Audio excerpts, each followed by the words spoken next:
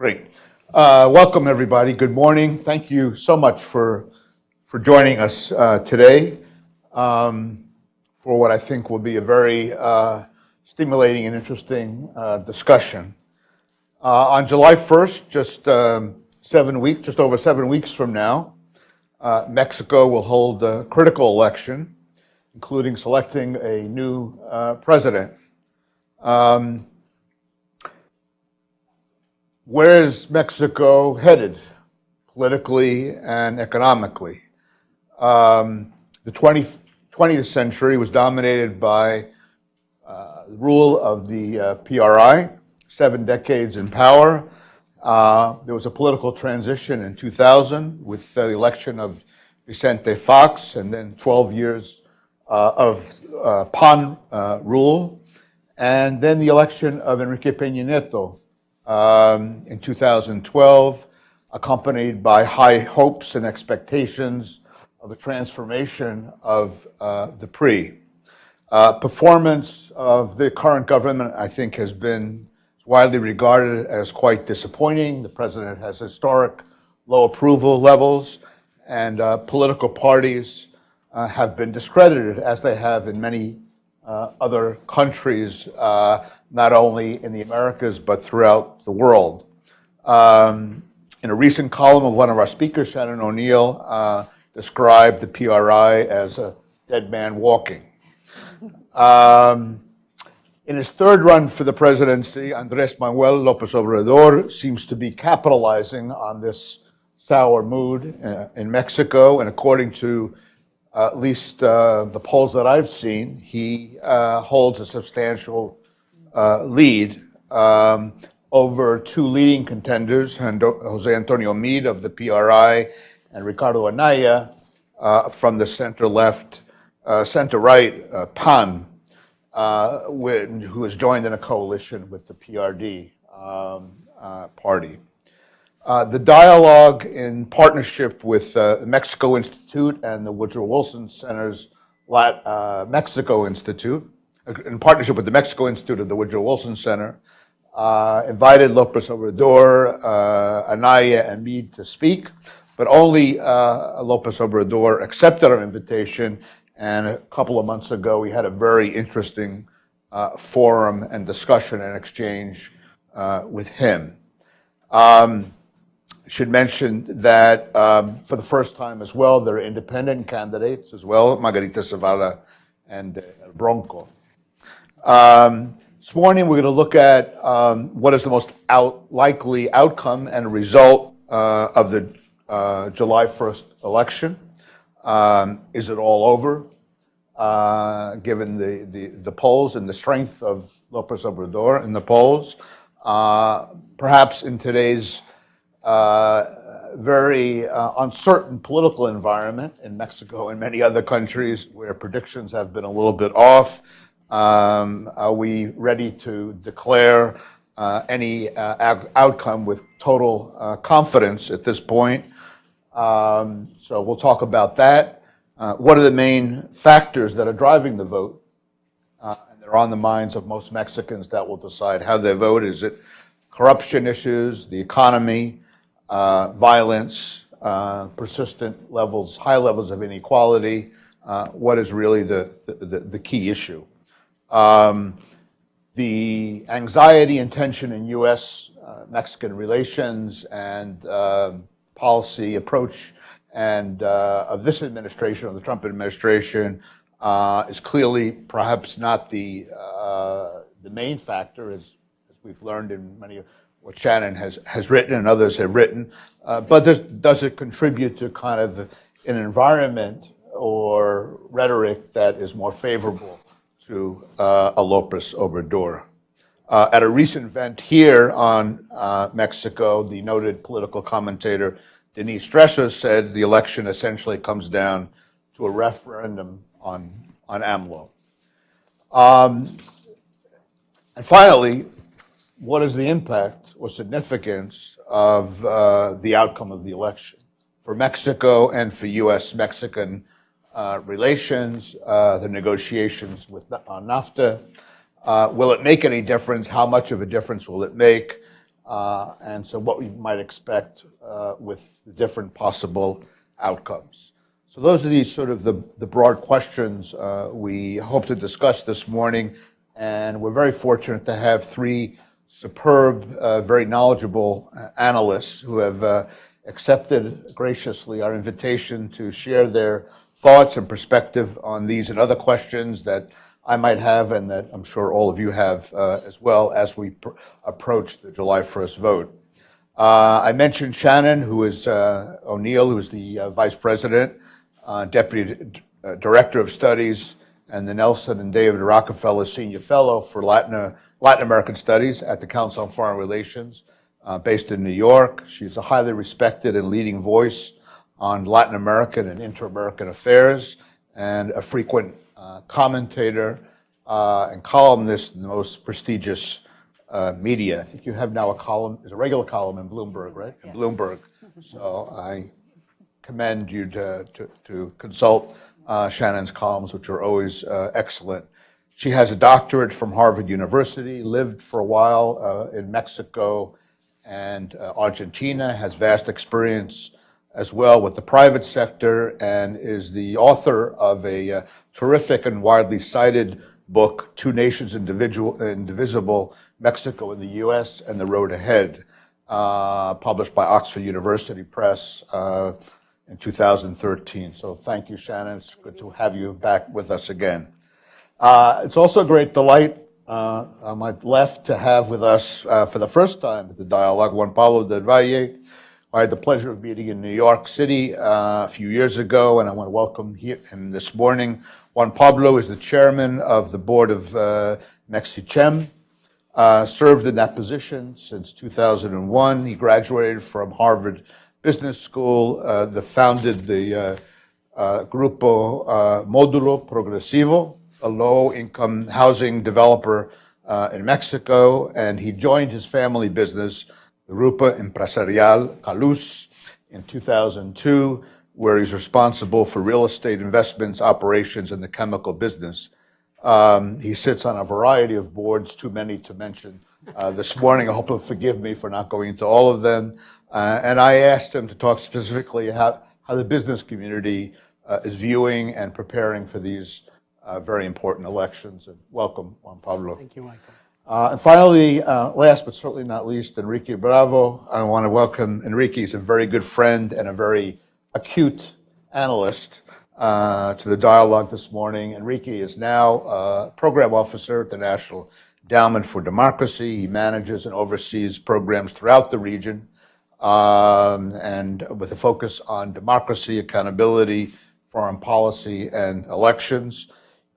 He was the senior advisor for policy planning at the Mexican Embassy here in Washington for 3 years during the Calderón administration, where we had lots of opportunities to talk quite frequently about interesting developments in Mexico. Before that, he worked at the Eurasia Group, a political risk consulting firm, and covered Mexico and Cuba for the Eurasia Group. Enrique has a BA from ITAM in Mexico and a master's and doctorate in political science from Georgetown University. So we're really happy to have Enrique with us this morning. So thank you. I've asked each of the speakers, and we'll go in the order that I just introduced them, to open up with about 5 minutes of comments, addressing some of these questions and anything else they'd like to say. And then I may have a few additional questions, and then we'll invite and encourage your participation as well. Before turning to Shannon to get us started, I do want to note I don't see Ben here, right? But is he around? I do. Well, anyway, I'll say it anyway because it'll be on the webcast. So that this is a historic day for the dialogue. Ben Raderstoff, it's his last day here. Ben is a program associate in the Rule of Law program at the Dialogue.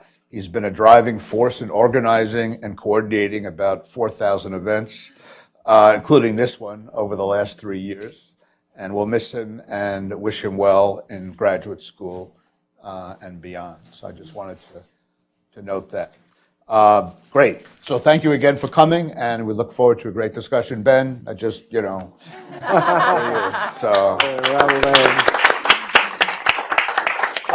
final event. So, but you could have watched webcasts from Berkeley, though. So you could keep in touch. Thank you, Ben.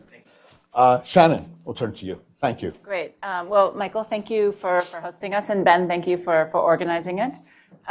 Let me I will start, though maybe we'll be going out of order. I thought I would just put a few things on the table regarding U.S.-Mexico relations in the wake of elections.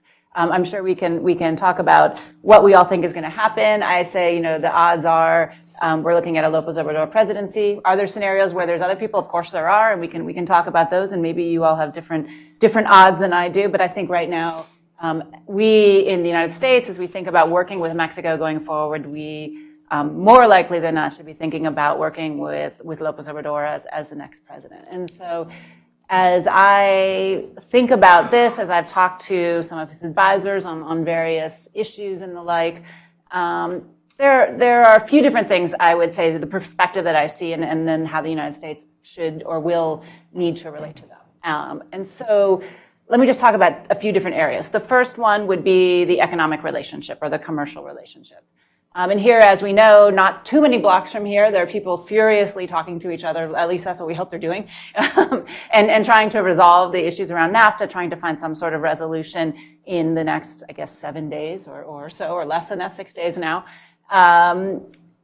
If that happens, I think the López Obrador and his administration would accept those results. And I would say overall my impression of him and his team is that they are, this is a double negative, not anti-NAFTA. So that NAFTA is fine for them. It's a commercial agreement. But it isn't at the center of the way they think about economics or economic growth for Mexico. This is a candidate and a team that I think is much more inward-looking than the presidents and the teams that we've seen over the last now almost 30 years. They think more about state intervention, pulling the levers of the state in order to lead to growth. That involves agricultural policy, whether setting floors for particular crop prices, whether that means providing free or subsidized fertilizer, different kinds of incentives to increase that sector. He and his team have talked a lot about not just agricultural self-sufficiency, but also energy self-sufficiency. So rather than opening up to the world and exporting and then importing as needed, talking about a big investment building refineries, bringing the crude, keeping the crude in Mexico, sort of creating a much more inward-looking and sort of state-led development model looking back towards the 1970s. And NAFTA isn't against this, but it's not really part of this. So I think that is not a priority of the next government, though I don't see them coming in and seeing that there's some statement to be made to get rid of it. It's just it won't be part of a priority. So if it gets resolved before, that would be great. If it doesn't get resolved, I think we will see the negotiations drag on, and not just because of the new Mexican government, because of our own political tables and issues here as well. So on that, I don't see this being a priority, but I don't see it being a wrecking ball either. As we look at security cooperation, which has obviously been a big hallmark of relations between the United States and Mexico since the mid-2000s, I think much like we saw at the beginning of the Peña Nieto administration, we will see a pause. And so it's not just an AMLO presidency, but we saw Peña Nieto and his team, Osorio Chong, and when they came in, pull back from lots of the cooperation that had been happening under the Calderon administration, reevaluated, and then it took about 9-12 months to get restarted again. Some of the programs very much in the same manner they had been before, some of them changed. I think we will see something similar here. We'll see everything just slow down, we'll have a pause, the new team will come in, sort of find their places, get their arms around it, and then decide whether or not programs continue or how that relationship will go forward. I do think a big difference here is AMLO is not naturally inclined to the United States. Right, when he was running for office the first time in 2006, he proudly stated that he doesn't have a passport. He'd never been outside of the country. So it's not someone who has thought a lot about or spent a lot of time in the United States and sort of that back and forth. Nor have some of his advisors have, some have not. So I think there is, if I could say, a suspicion that may play into this, but I don't think it's a deal breaker. I think we may see, just like we've seen in the past, a pausing, and then a deciding where to go forward. There's two issues, I think, where we may see pretty significant change, though, and that has to do with sort of Mexico's role vis-a-vis Latin America more broadly. I think we will see a pretty significant change on the stance vis-a-vis Venezuela. Mexico, under this government, has been very forward-leaning in condemning the Venezuela regime and being part of the Lima group, this group of 14 nations that is out trying to change what's happening in Venezuela and some of the behaviors and some of the challenges there. I think Mexico will pull back from that. I don't think they will be that forward-looking leader. I think that will remain in Argentina or some of the other nations. Also, depending on what happens in elections in Colombia and Brazil, whether or not they continue to participate in a very forward-looking manner. And then the other issue where I think we could see some significant change is the issue of Central America and Central American migrants.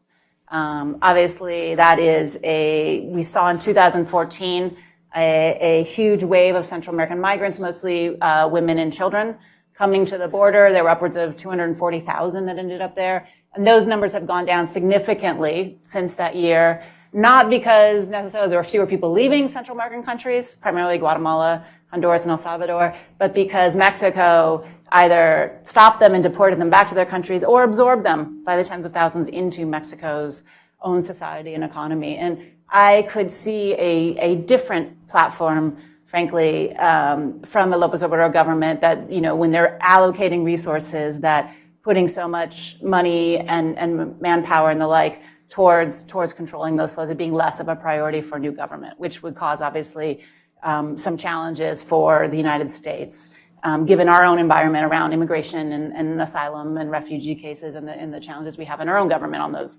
levels. So, and then the last thing I would say, and this is more about approach than actual policy, is one thing that I think has been interesting is watching the Peña Nieto government respond to some of the allegations or the rhetoric or the hostilities that come out of Trump's Twitter feed or in other kind of speeches he's given. We've seen the most recent flare-up was about these caravans of immigrants that were coming up and sort of chastising Mexico for not being tough enough and the like.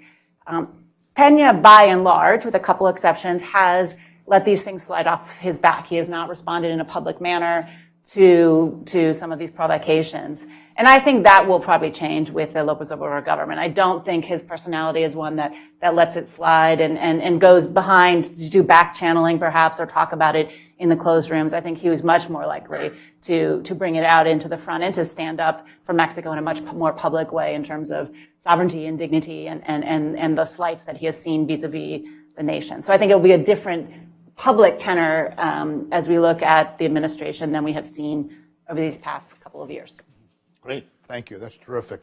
Let me ask you one quick question, and then I'll get your view very, very briefly, and then Juan Pablo, maybe you could pick up on this question as well. I mean, one does hear some people say that, whatever happens with NAFTA, what happens, that, if AMLO wins on July 1st, on July 2nd, there are a lot of businesses that are going to get out of Mexico, which, of course, if that's true, if that scenario happens, because there's just tremendous fear and concern, and they just don't want to, it's kind of the Venezuela lesson in some ways, that the Venezuela's in the background, that, that if we say, well, it'll be okay, it'll be pragmatic, but then it gets more radical over time, and then you're in trouble. And so if that happens, there are all sorts of implications. And that's critical for the economy. It's critical for the migration, which in Mexico has been basically, zero, net zero. But if the economy really takes a big fall, that would have huge implications on the migration front.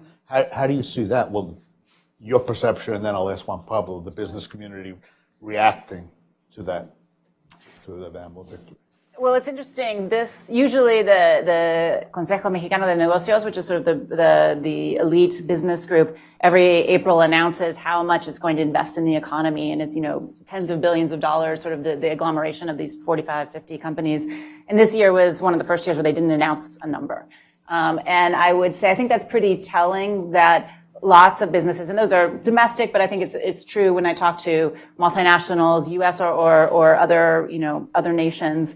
A lot of people are waiting to see what happens. So they're holding back on investment, waiting to sort of make big bets.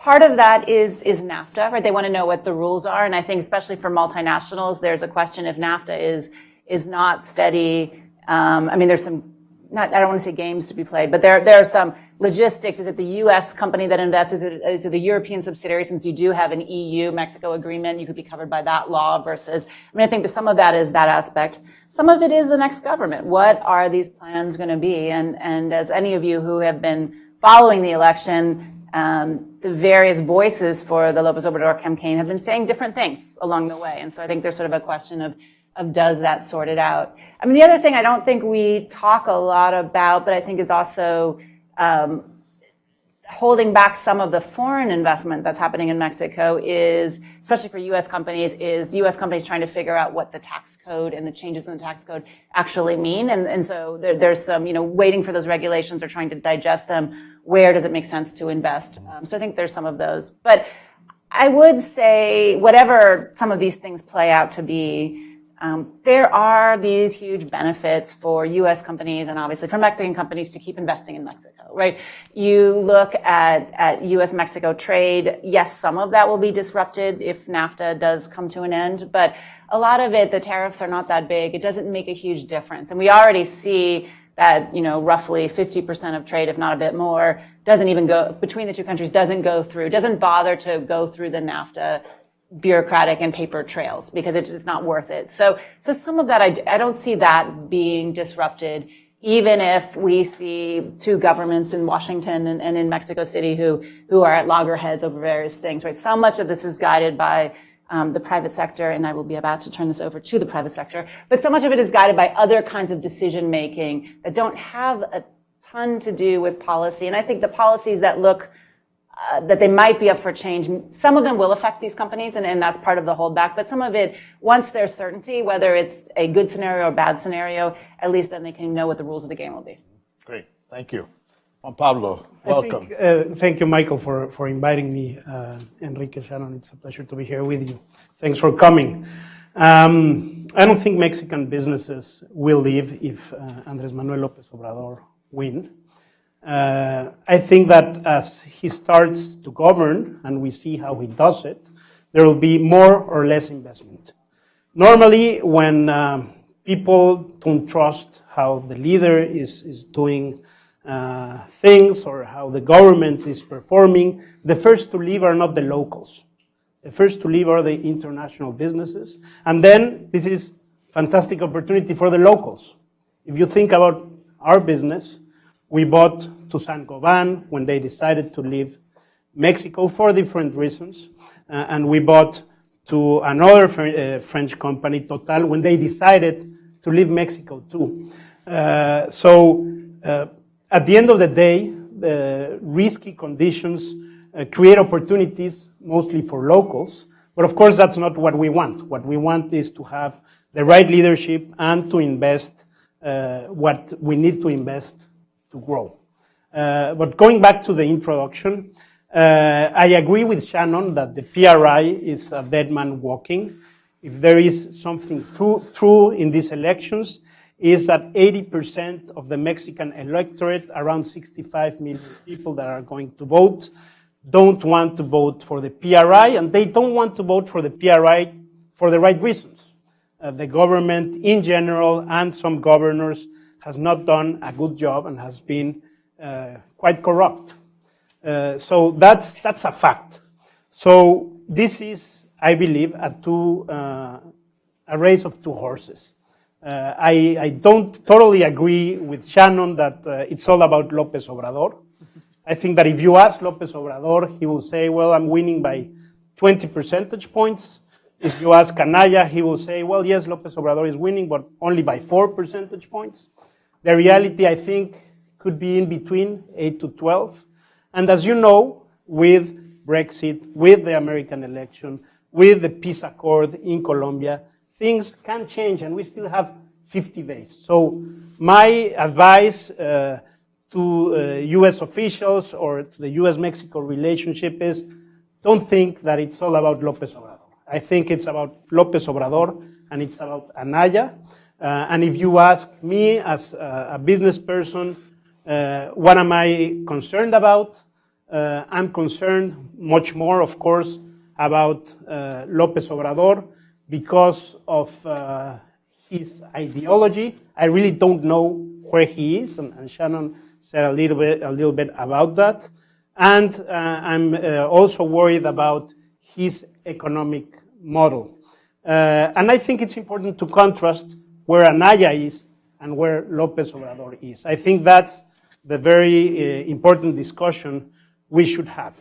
And if we think about the ideology and listen to someone like Alfonso Romo that says the energy reform is okay, we're just going to look at the contracts, then we can feel comfortable. But if we look at what one of the co-founders of Morena is saying, Paco Ignacio Taibo, a writer and intellectual, then we should really worry, because he's saying we will cancel the energy reform and we will expropriate all those who want to leave the country, and we will fusilate or send to the firing squad those who are traitors to the nation. So that's the kind of talk that one of the co-founders of Morena is having. And if we look at AMLO's right-hand person, Jacob Polensky, and see where she is in terms of her ideology, and you look at her tweets, just last year in March, she tweeted in favor of the Venezuela Bolivariana with a big sign that said, Yankees go home. So, and she's the right-hand person of Andrés Manuel López Obrador. Of course, under the tent of López Obrador and under the tent of Anaya, there are good people and bad people. But if you ask me as a business person, I'm much more worried about López Obrador's tent and the people that are close to him. And I think it's also important to talk about the economic model and contrast it, but maybe we can do that later. Enrique, please, go ahead. Thank you. Thank you, Juan Pablo. Thank you, Juan Pablo. Good to see you, Shannon. Thank you, Michael, for the invitation. Just a quick disclosure, of course, my opinions here are personal. They don't represent the policy of my organization. I guess we probably sort of started in a different order than we thought. Oh, sorry. Which is okay. We'll get everything out on the table, but just a quick thing to say where we are in the current polls, so that we are all on the same page as to what we are referring here. I'm going to refer to the Oraculos, which is the poll of polls in Mexico.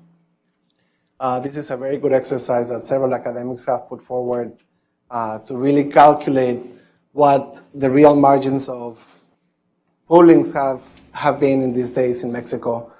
The latest, updated up until yesterday, placed AMLO at a 44% of the vote with a range between 41 and 46%. They placed Anaya at a 31% with a range between 28 and 31. And they placed Meade at a 19%, anywhere between 17 and 21. Then they placed Zavala and Rodriguez with much lower percentages. Depending on whose numbers you look, they will give you an expectation of victory for Andrés Manuel, anywhere between 85 and 99%. I do agree that this is not over, definitely. New York Times said about Exactly. Just about the exact same percentages. So this is not over by any stretch of imagination. We still have about 50 days for a campaign. But if we are to look a little bit at the previous experience and we look at the 2000, 2006, and 2012 elections in Mexico, and we see when things actually happen, if they happen in crossing preferences and so on, most of these crosses actually happened in April and early May. We're now by the 10th of May, and we have about 10-point difference, 12-point difference. So can they still change? Yes, they can. Can something happen? Yes, something can happen. I do think that there's a reason why the conversation focuses on Andrés Manuel in this panel, but also in Mexico City. I guess there's a reason why people are wondering who the cabinet members are going to be, what the policies will be. I think there's a reason why we sort of know already who the cabinet members he proposed. It doesn't mean that they will be all the cabinet members. That's a different story. But we know who they are, and we sort of know what they are thinking. And we don't know the same thing about the other candidates. So I think the emphasis is there for a reason. And I will kind of assume that here as well when I talk. I am working under the assumption that Andrés Manuel will actually win the presidency. Now, why will he win the presidency? I think there's a piece said already, and Michael pretty much stole the whole presentation at the beginning. Just stating a few of the obvious things, the Peña Nieto administration has been, in so many levels, a disaster. In terms of corruption, security, and impunity, I think Mexicans have seen levels of all of those things that they never expected to see. So this election really is about it's a referendum. I mean, Denise Dresser says it's a referendum on Andrés Manuel. I would say it's a referendum on whether we want to continue with the same way of doing things in Mexico or not. I think this is an election of change. This is an election in which people will decide whether they want to change what's been done in the past 18 years, with, of course, the nuances that the Peña Nieto administration has had in terms of differences with Calderón and Fox. But in most general terms, and I would basically refer to the economy and to the security policy, they have been relatively consistent. And these are probably the two main issues in this election. So this is really a referendum on change. Will people adopt, or will they go for something different? Or will they stay with the same path as before? Of course, everybody can make his or her own analysis as to what is good about that change or not, but I think that really is the central theme of this election. And Andrés Manuel, whether we like it or not, is the only candidate that actually represents that change in the eyes of the electorate. I think that's, I almost feel like I'm saying commonplaces here, because it really is, there's no such thing as an objective reality when it comes to political opinions and analysis. But it really is the case that when you have a candidate, of course, of the party that is just governing, who has been a cabinet member, not only of this administration, but of the previous administration as well. I mean, few things could embody continuity more than that kind of position. And Anaya, well, Anaya is, of course, the candidate of the PAN and the PRD, a very odd coalition to begin with. But he was the president of the PAN until very recently, and so he certainly embodies that continuity of this so-called PRI and PAN coalition, or as AMLO would love to say it, the PRI-AN coalition. Something that for many years, actually, Mexicans were probably reluctant to believe. They didn't really like that PRI-AN thing. It sounded very conspiratory. And I think many, many people really didn't like it. But I think many of those people who didn't like it over the years actually realized that there really is a lot in common between those parties when they're in government, that they actually get together in Congress to vote reforms and to pass things. We can agree or disagree whether those are good things for the country or not, but as a matter of fact, it's a natural coalition to pass reforms. So the so-called PRI-AN does exist. Breaking news. So they say it's Primor, not PRI-AN. Primorena. Yeah, some say that. Make a real case about it too. I think, and we can probably get into that conversation later. But I think for the record of Congress and how things have been voted, I think this is really the case. And of course, there's a record of impunity that, to the eyes of Mexicans, is very hurtful. I don't need to enlist in this audience. I'm sure everybody is pretty well aware of what some of these impunity cases and corruption cases have been in the past 6 years. but maybe, Casablanca rings a bell, Gran Estafa rings a bell, houses in Malinalco ring a bell, Ayotzinapa in terms of violence and impunity rings a bell, Tlatlaya, en fin, I could say many, many more things, but for the sake of time, I won't. This is, to me, part of the objective political context that we are facing in Mexico, and that has really made Andrés Manuel such an appealing candidate for people who want change. Is this the same campaign that we saw in 2012 or 2006? No, definitely not. Andrés Manuel came close in both of those elections. Some may even argue that 2006 was stolen. That's what the then candidate argued and wanted to believe. But even if it wasn't, he came pretty close. In 2018, however, I think Andrés Manuel learned that he couldn't do it on his own. And unlike previous occasions when he decided to run solo, and by solo I do mean with a coalition, of course, of PRD, PT, Convergencia, which ultimately are, little parties next to the PRD, and that at the time, today the PRD is actually much more marginal, but this time, for better or worse, depends who you ask, the candidate actually went out of his comfort zone and recruited additional political actors, right? So the Partido Encuentro Social is now part of his coalition, a party that is of the center-right, that many, many people on the left really, really dislike. But this party is now part of the... More than center-right. Right. Conservative and evangelicals, they are now part of that coalition as well. So this coalition that is behind Andrés Manuel, which is also multicolor in many ways, is for electoral purposes a good choice. I don't know that I like it myself. I don't know that many people I know like it. But for electoral efficiency purposes, what this coalition is bringing to him is people that would otherwise not vote for him. And I think the challenge for people who are more inclined to vote for change is that they see they may have no alternative. So it's not going to erode the vote of Andrés Manuel from those people who anyways want to vote for him, but it's going to bring to his coalition voters that otherwise wouldn't vote for him. So is it an electoral wise choice? I think it is.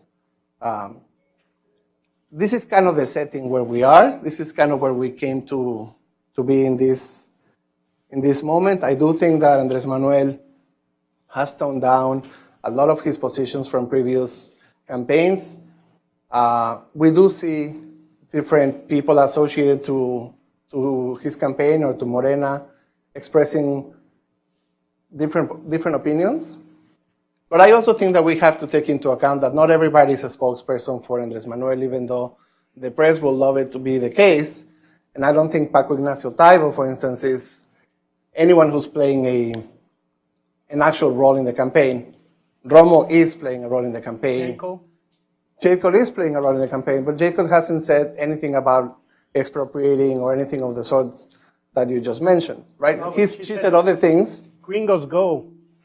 I think that is actually an exaggeration, and I'll leave time now for questions. But I guess what I want to convey to you is that the saying that we have in Spanish that people, in Spanish it goes like, "Más vale malo por conocido que bueno por conocer," is no longer true. In English, the saying goes like, "Better known devil than don't." Yeah. That doesn't hold true anymore in Mexico. I think for many people in this election of change, they are willing to say, well, I do want to try something different. And that's what's really propelling Andrés Manuel. Great. Thank you very much. We had an event recently on, just picking up on your point, leaving aside kind of policies and economy and what he do on security and so forth, just had an event, and Jesus Herzog was here, who's a well-known commentator, columnist, and he and he was here the day after he had published this column. Some of you may recall this, basically noting that, praising, that Manuel López Obrador had sort of progressed, that he was more moderate, that he was more pragmatic, that we see a difference between 2006, 2012, and today. And the next day, there was this storm of very, very tough tweets, I think it was, or maybe he wrote something really accusing him of pretty bad stuff. In which case, when I asked him what he thinks, he says, well, he obviously proved my column wrong, that I was sort of trying to be charitable and sort of recognizing that he is different, that he's learned, and that he's kind of toned down.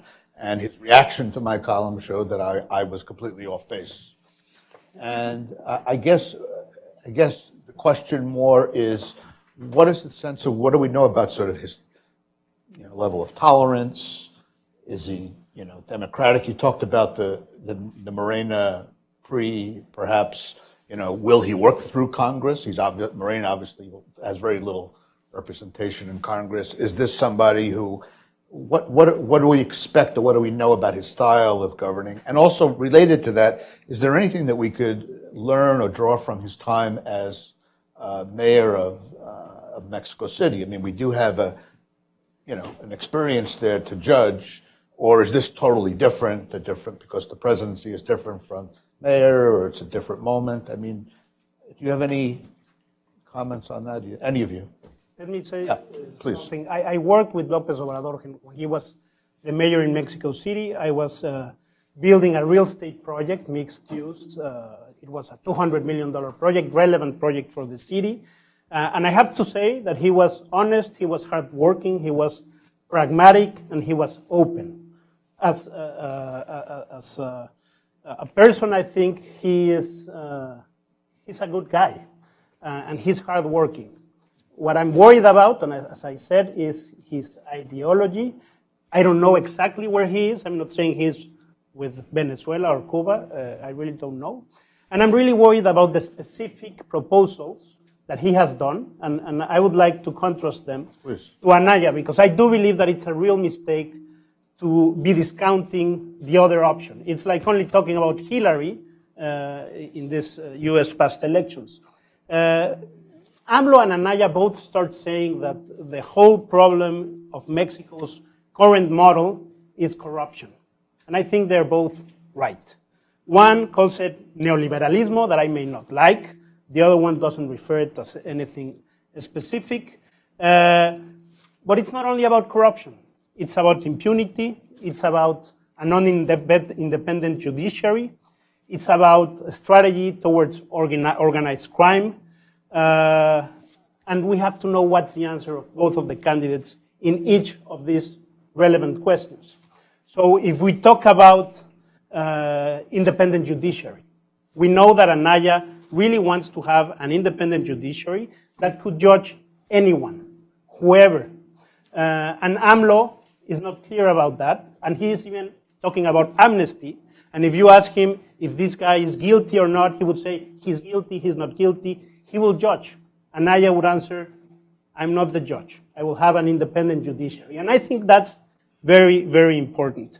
In terms of economical model, if you think about what AMLO is saying about self-sufficiency in foodstuffs and energy, I think that's very questionable. And it's questionable because we know what happens with price controls, and we know what happens when energy is not open. And I think they have been ambivalent in saying if they will have open energy, they will open the industrial energy or not, but they haven't been ambivalent in saying we will fix gasoline prices and we want self-sufficiency, and the state has to have a more important role in the energy and agricultural sector. And I think that's just not the way to go.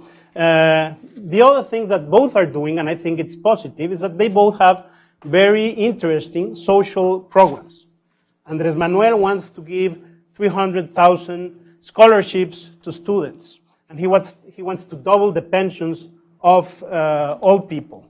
Anaya wants to implement the universal basic income rent to all of Mexicans. The problem is that they have neither told us how they're going to finance it. Andrés Manuel has been more nuanced about it, but by being more nuanced, he hasn't been more analytical. He says he's doing it by selling the presidential plane, by cutting salaries, and just by being honest. I don't think that's the way to finance social programs. So I do believe that in today's world, you have to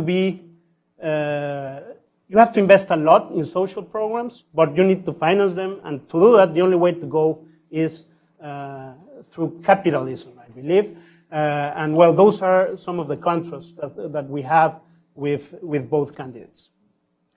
Great. Yeah. Please, I very much understand and sympathize with Mexico's desire for change, right? The weight of corruption, the types of things that have been happening are just unacceptable, and the search for change.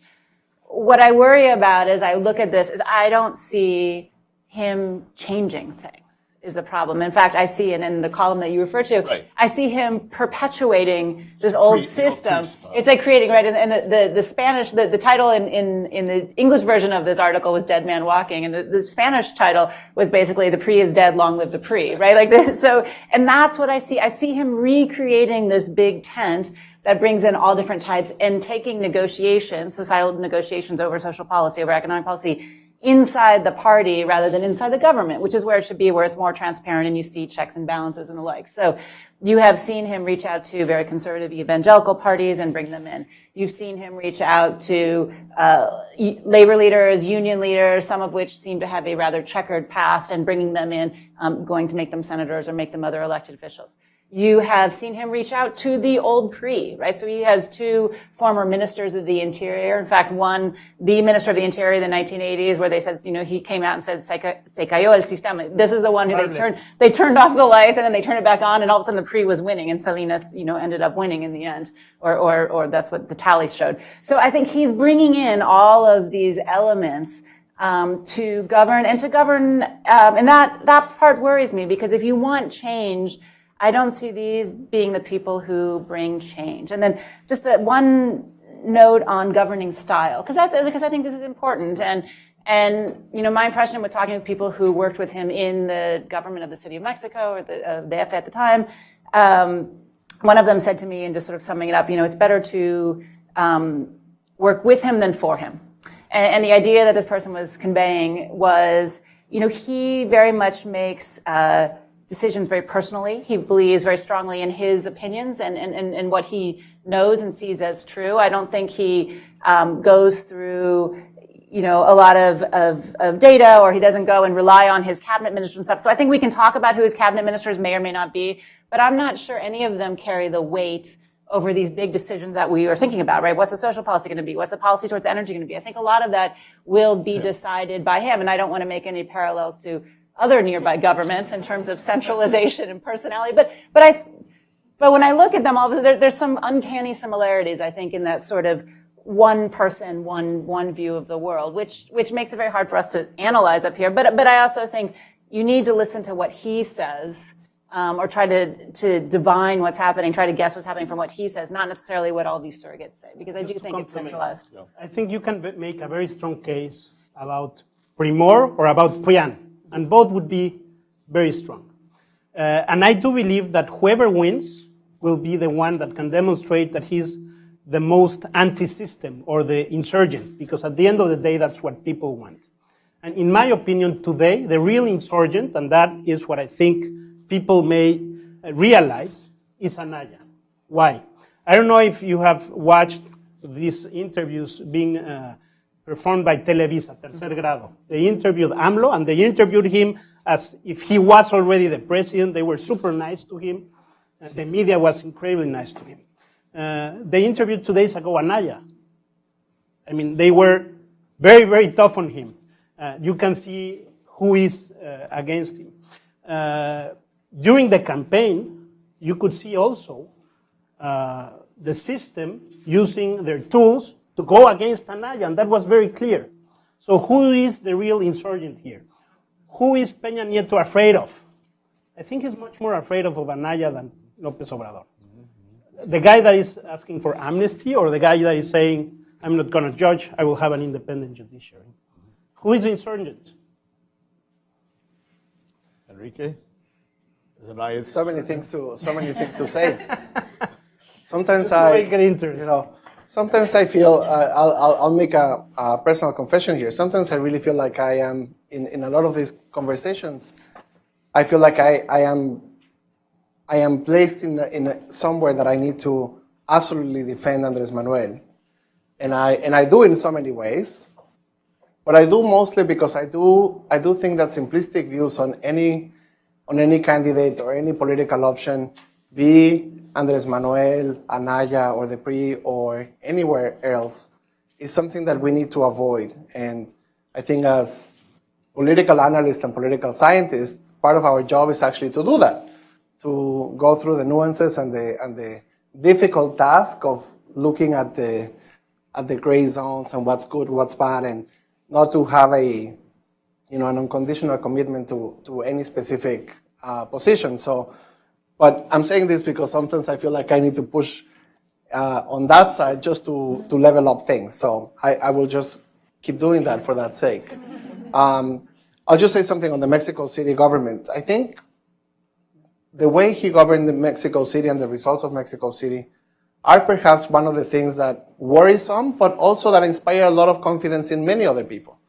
When you look at the argument that Andrés Manuel will frighten the private sector and will, make all the businessmen scared. I mean, Juan Pablo will be much more, in touch with that sector of Mexico than I will, certainly. But in Mexico City, he worked with the private sector pretty well to develop the downtown and the Reforma area. There were a lot of public-private, right. There were a lot of public-private partnerships going on there. So I don't think he's against the private sector. I think he's against a small group of members of the private sector that he calls, part of the mafia del poder. But to generalize from there to the general business sector is a bit of a stretch. Luckily, nobody has said that here. But you hear that all the time in the conversation about Mexico and AMLO. Did he reduce violence and crime in Mexico City? I think there's some mixed results there. He certainly reduced homicides. He certainly reduced car thefts, which were at the time something really big in Mexico City. He reduced kidnapping, which was another very hurtful crime in Mexico. Extortion, the official numbers show that they increased a little bit during his time, so maybe some mixed results over there. I don't see any radicalism in the way he has actually governed the city. I think his governing style is certainly something that I am not entirely happy about. I agree with Shannon on that. But to also dismiss that his team has a say in what he does, maybe it's a bit too much. I do think that the choices he's made as potential cabinet, as a hypothetical cabinet, whether he wins and actually names these people, does tell us something about where he stands on these issues. I think the fact that he has, 2 Harvard PhDs running the economy in his cabinet may say something. They're not your average populista, anti-imperialist individuals. I haven't heard in his campaign, in his person, in this election at least, not even once that he's an anti-capitalist. I haven't heard him say that he's anti-imperialist. Part of the argument, and Jesus Silva Herzog mentioned this in his column. There's a lot of talk about that phrase that he threw once upon a time, that he said, "To hell with your institutions," right? And many people have taken that phrase to mean, see, he does not respect institutions. And I think that's been taken out of context. If you really go back to the moment when he said that and the context in which he said it, I think he really meant your institutions, not the Mexican institutions. He actually meant the institutions that he felt were controlled by this mafia del poder. The same institutions, perhaps, that we see now, doing crazy stuff, like Santiago Nieto, the guy in the Attorney General's office who's in charge of prosecuting criminal electoral crimes, being fired by the Attorney General just when he's about to start an investigation on the Pemex director because of Odebrecht. So, I mean, these coincidences are like kind of hard to dismiss. It's kind of hard to say some of these institutions really have not been manipulated and controlled. So when he says to the help with your institutions, I think he's really meaning that. Is that a source of concern? Yes, I mean, sometimes, I really wish he was way more modern in so many ways as a candidate. But I don't think it means that he's all these other things either, right? I think that's a relevant thing, talking about the proposals and talking about the future. Who has a better plan for Mexico? Someone that is talking about investing in refineries, or someone that is talking about how can we cope with the digital economy and the future? And those are relevant questions. Yeah.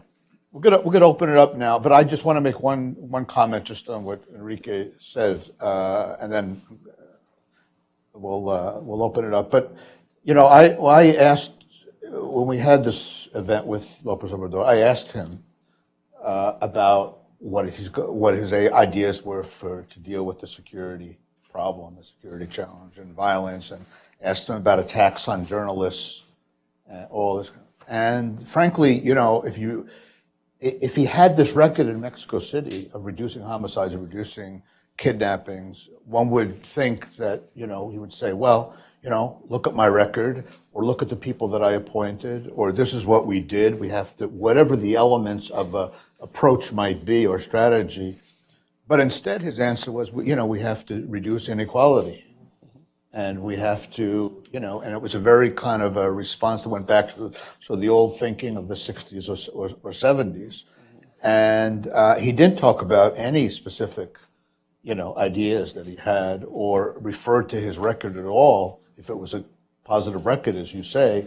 And that was the kind of the surprise. And for an issue that's so critical in Mexico, and that, got worse under Calderon, now it's higher levels of homicide under Peña Nieto, and for the person who seems poised to be the next president to say, well, we have to reduce, inequality, however important that is, that's not exactly, the recipe that seems to be.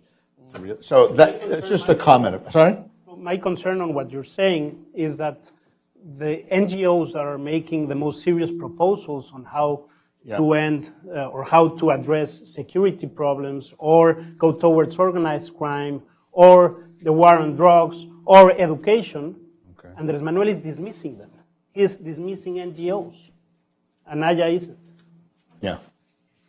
Well, as long as he doesn't dismiss think tanks, I think that's okay. He already came. NGOs is okay, but think tanks, I hope he takes think tanks. That's the kind of, that's the test. Non-governmental. Well, he accepted your That's the invitation test. to come Huh? here, right? So I suppose he's We're gonna take some questions, and we'll take a group of them. We'll start with Dolia, and then Kevin, and I think Professor Vivanco, and then we'll go on this side. We'll try to get as many as we can in. So please be brief. Tell us who you are.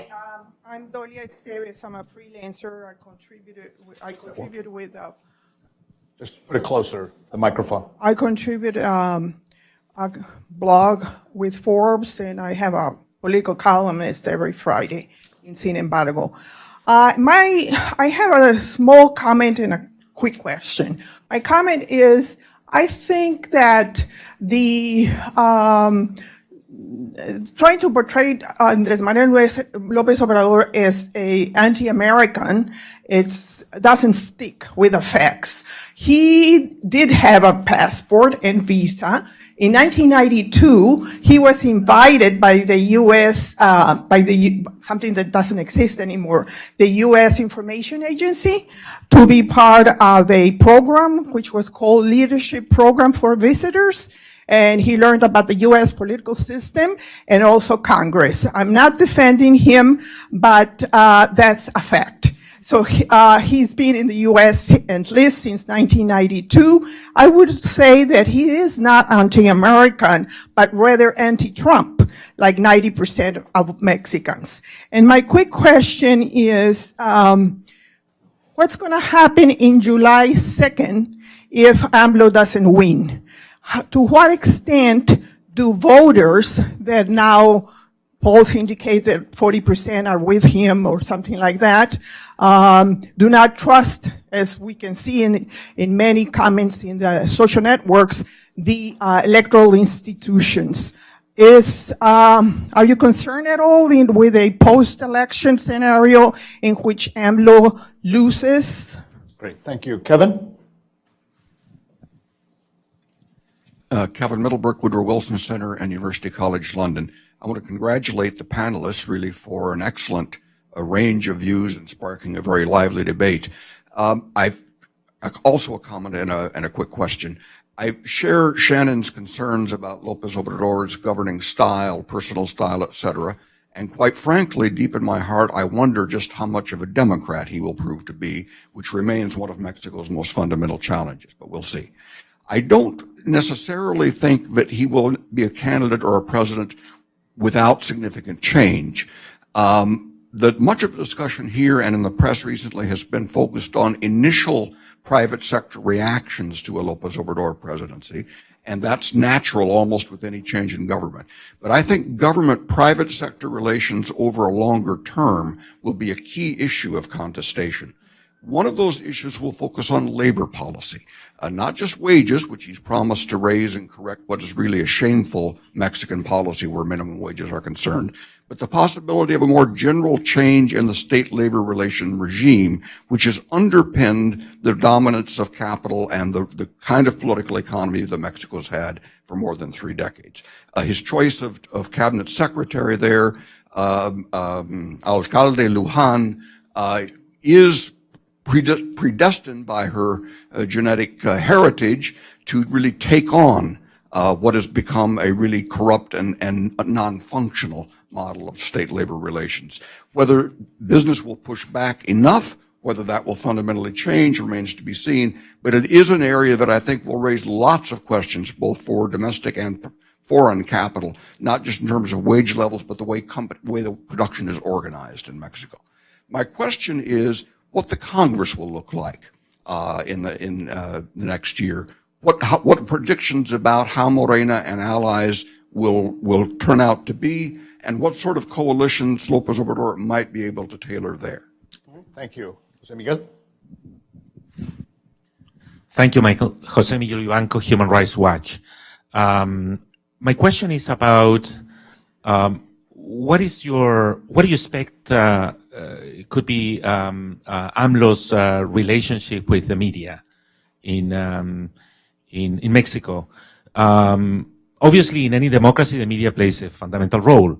And given his anti-establishment politics and he well-known distaste for criticism, how he's going to deal with the media. I know that most of the media, well, maybe not most of the media, but some of the media heavily depends on official advertisement in Mexico.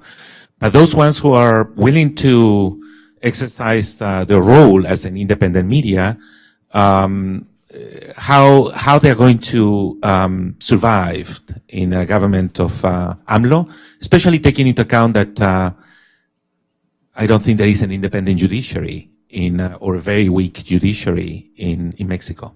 Thanks. Thank you. Let's take one more here, and then we'll have a second round. But just Hi, My name is Elvira. I'm a lawyer in Mexico City. I have a couple of comments and a couple of questions. Just very brief. You have to- Yes. So I think we should hear López Obrador, what he says, not Romo and not Jacob. He's going to be if he does, he's going to be the president. To Shannon, have you seen the page called Proyecto 18? Because I know personally López Obrador. So he's been trying to create a project for the country for many years now. So it's not what he thinks, it's what everybody, he's been trying to receive information. So this is my question to you. Have you seen it? What do you think about it? And to Mr. Del Valle, would you rather have like a coalition or a disruption government? Because Mr. Anaya has been able to disrupt even his own party for now. And Mr. López Obrador, we like it or not, we might like who's been going through, but he's been forming a coalition now.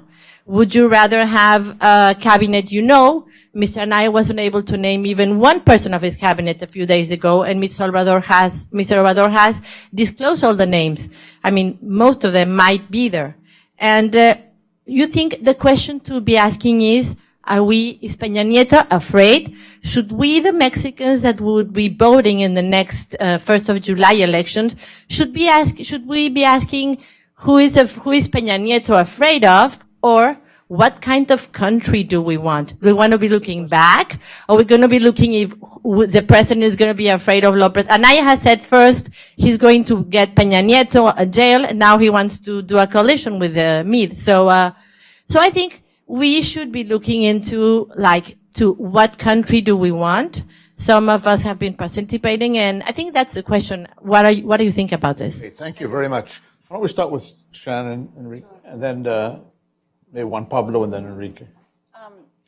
I have looked at his economic plan, I've looked at these things, and that's partly the initial comments that I laid out, which is part to Kevin's point is, I do think he has a different vision than the governments since probably even the late 80s, right? He has one where there's a much more active state. It's much more involved in social policy. It has a stronger hand using subsidies or other types of incentives. So I think that's part of it. And where the actual labor policy comes out, I think that will probably be part of this mix. So I do think you will see a platform, which is on that site, but also in the economic plan that's put forward and others, that is a much more active role for the state. And I think the question for Mexico and one is, what do those, first is the action, what do those incentives provide, right? And so if you start putting a floor price on corn or others, what are the incentives for industry, for other kinds of things? There's a question there. But two, I think there's a real question for Mexico in terms of what does it mean for the macroeconomics? And the United States, Mexico rises and falls, frankly, right now with the United States economy. We've had a pretty good run. I think there's a very good chance in the 6 years, in the next sexennial, that the United States will go into a recession. Just the odds are, right? There will be a time. It's a cycle, right? And we're getting at some point.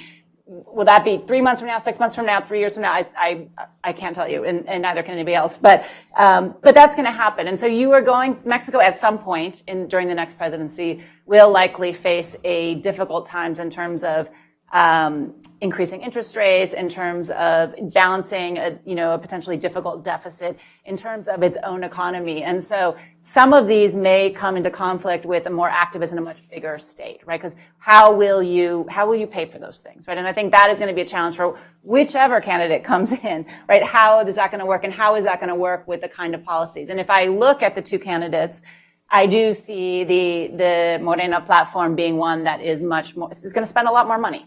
Right. And so I think the question is, where is that money going to come from? The pensions, from the educational systems, from these subsidies, from the, ceilings and the like. So I think that's going to be a challenge, right, for that government, particularly if the external headwinds, increase significantly. I don't necessarily think that López Obrador is any more anti-American than a whole group of Mexicans. And you look at polls out there in Mexico, and particularly Mexico's elite, when you look at how they feel about the United States, the average Mexican feels much more warmly about the United States than the Mexican elite do. And you can look at different polling there. Now, that doesn't mean every single individual, right? Averages are averages. But I do think there is a trend or a kind of underlying in the way, Mexico views the United States, and for many justified reasons, where there is a suspicion towards the United States. And I don't think López Obrador is immune to that, but I'm not saying he's the only person that's like that, right? There's lots of people who are suspicious about the role of the United States and the position that they have. And we've seen that come out a bit. I don't think, frankly, this election, it's not going to be, the United States, I don't think, is secondary at best in terms of deciding who's going to be elected. This is going to be, the election is based on domestic issues in Mexico. It has nothing to do, I don't want to say nothing to do, it's a little bit of exaggeration, but it's very little to do with whatever happens in the United States, with whatever someone here in Washington says or doesn't say, right? I think this is basically what Mexican voters feel about their own country and what they hope for the future. And so that is, and who they think will bring that future, right? And so I think that is, and we can debate whether that person will, if the platforms are real, if the person's going to bring that future, but it really comes down to that. So now, will that next president have to deal with the United States? Most definitely, right? This is one of the most complicated bilateral relationships in the world.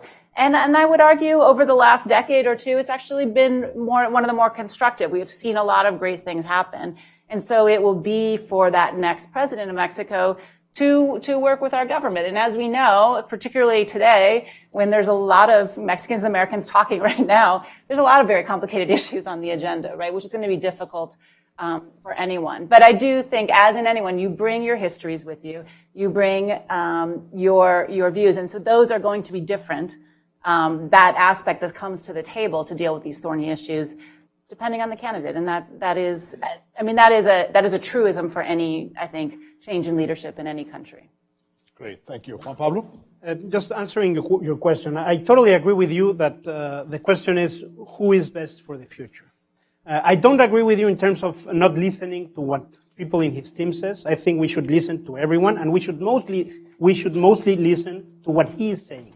And I have read his program, and if you look at point 7 of the program and what he says about the economical model, in part of it he says that the problem in Mexico is that international organisms have imposed on us their policies. So that's something he says, and that tells us what his attitude is towards not the U.S., but the international perspective. And I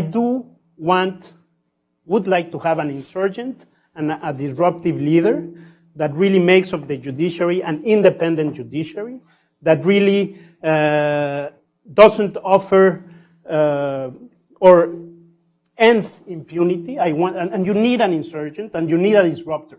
You need a disruptor to understand that there's a new economy, digital economy coming at us, that it's going faster than us, and you really need someone who can change that. And I do believe that Anaya represents that more than López Obrador. Having said that, as a businessman, I will work with whoever is president and be constructive. And the number 2 thing I'm going to say is that Mexico will not lose if López Obrador wins or if Anaya wins. Mexico will only lose, and going to you, I think was your question, if the election is not democratic. That's the only way in which we would lose, I believe, and I do hope that we have a democratic election, and I think it will be the case. Thank you. Enrique, do you want to ask Yeah. Jose Miguel's? I'll say a couple of things about a couple of the questions. Just to answer first Dolia's, am I concerned about that scenario? Yes, I am. I mean, I have studied post-election protest and conflicts for a living in my previous life as an academic.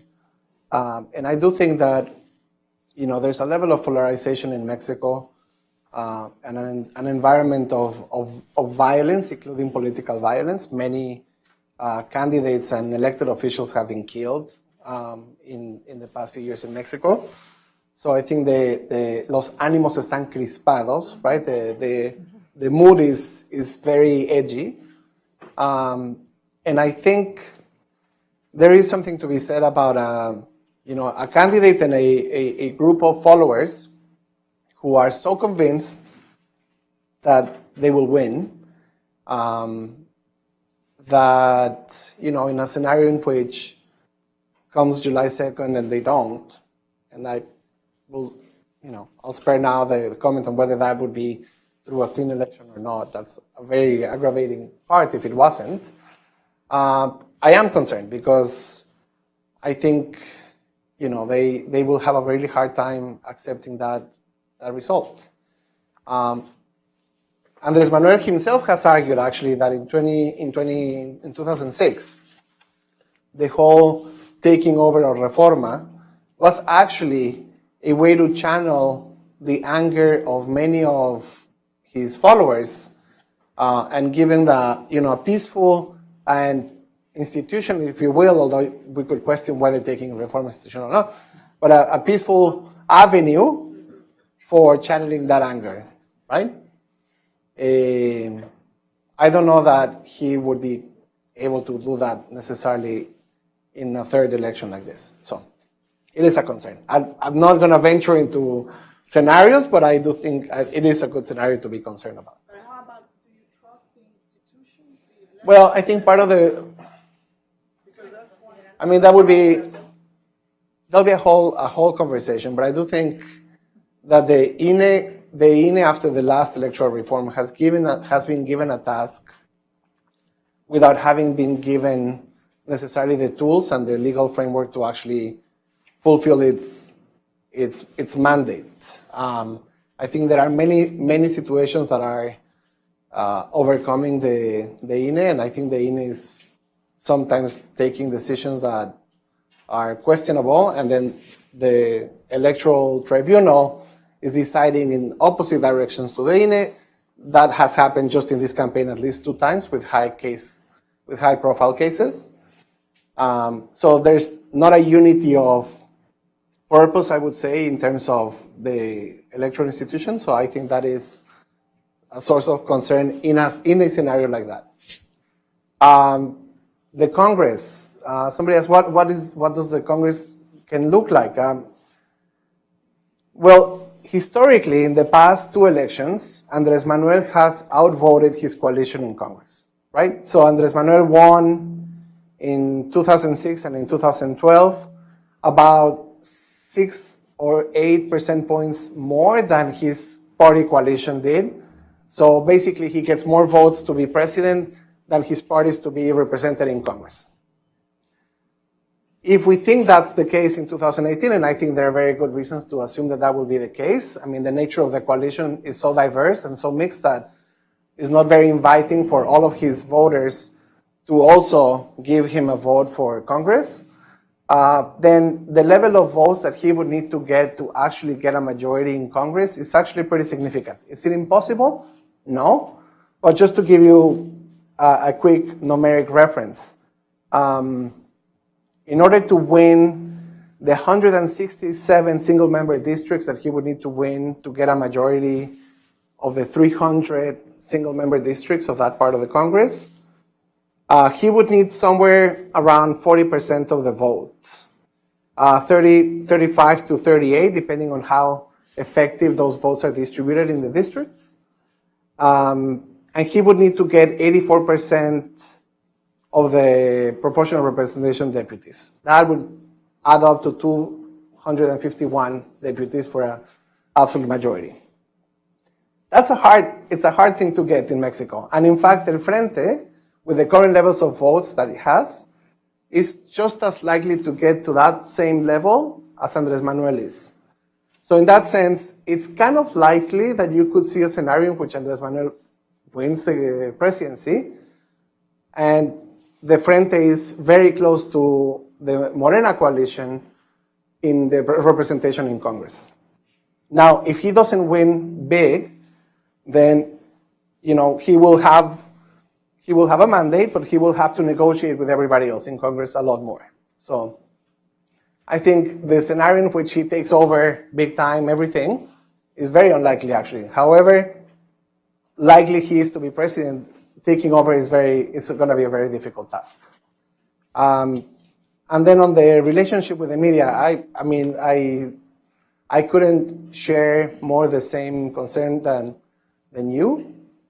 I do think that the relationship with the media will be not necessarily the smoothest in his administration. I don't think though that it hasn't come across to me in his interactions as someone who's planning on censoring the media at all. I do think he reacts harshly to criticism, and in a setting in which government publicity plays such an important role in the finances of the media, that can matter. Will it matter more than it has so far? I don't think so. Will it be better? Hopefully. I mean, I think the media under the Peña Nieto administration has been heavily self-censoring in Mexico, and I think the government has really used that to its favor. I can only hope that with Andrés Manuel, if he's president, that will be less the case, but I don't have any certainty of that. Thank you. We're approaching the end. I'm sorry we can't get to the questions, but I do want to ask Shannon, Juan Pablo, and if Enrique wants to ask, we've talked about sort of the chances and probabilities of AMLO, but what do you think of this NAFTA negotiations? What are the odds are that they're going to reach some agreement before the July 1st? Do you have any sense or? I mean, who knows right now, right? It's I've complete. heard all different views from people here, Yeah. and they've changed over the last 10 hours. Okay, so, okay. All right. But I think either we get some semblance of a skinny agreement, you get to some sort of rules of origin, and you get that part through, or we get the old NAFTA, and the old NAFTA continues. Continue. Yeah, and the talks maybe continue, or maybe don't, or they become more spread out, but we sort of keep the old NAFTA. I think that's a base case, and maybe we get something a little bit better. Better, yeah. Juan Pablo, you have any thoughts? I think there are so many variables in place that my take is that it's not going to happen soon because of the Mexican election, because of Won't happen before. US elections. It won't happen before. That's what I think. Yeah.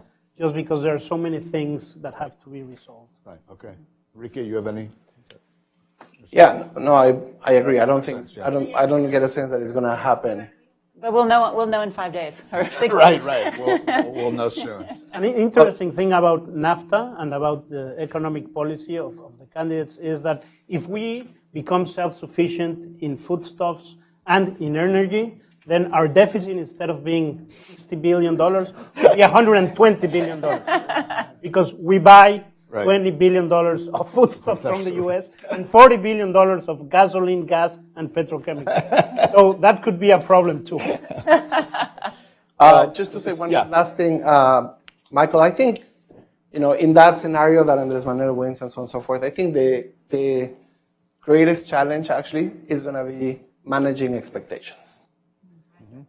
I think that will be the single greatest challenge that Andrés Manuel is going to have. Because people who are voting for him are voting with a lot of hope that he will deliver on change. I do think that there is change going to be involved if he wins. Do I think he's going to be to the extent that he has promised? No. And I think that management of expectations will be fundamental, not only for him, but for the nature of democracy in Mexico. I think one of the greatest challenges in democracy today is that people are expecting the democracies to deliver, and democracies are not delivering the way people expect them to do. So, well, at least I know that he has a sense of humor, which is important, because when I was escorting him out of the Ronald Reagan building, and I said, "Where are you going now?" He said, "I'm going back to my hotel to rest." And I said, "Are you staying at the Trump International Hotel?" He enjoyed that. So that was that would have been a great story that Dolia could have written a great article about if that's where you're staying in Washington. I want to thank everybody for coming this morning, and our great, terrific panelists. Pablo, thank you. Enrique, Shannon, this has been great. And I hope you'll come back and continue to share your thoughts at the dialogue here. So thank you, and please join me in thanking our great panelists.